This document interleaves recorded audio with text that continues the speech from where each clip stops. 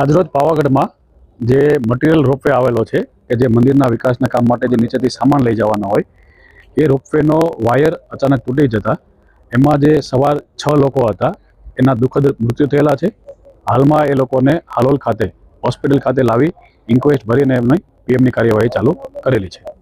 સ્થાનિક લોકો હતા એ એમના જે 2 ઓપરેટરો છે એ જમ્મુ કાશ્મીરના રહેવાસી છે, એક રાજસ્થાનના હતા અને બાકીના 3 અહીંયા ગુજરાતના છે, પણ ડિટેલમાં હજી ક્યાંના રહેવાસી છે, બધી ક્યાં રહે છે એની તપાસ ચાલુ છે।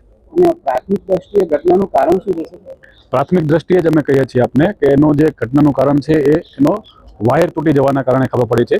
ડિટેલમાં એફએસએલને બોલાવ્યા પછી આગળની આપને ખબર પડશે।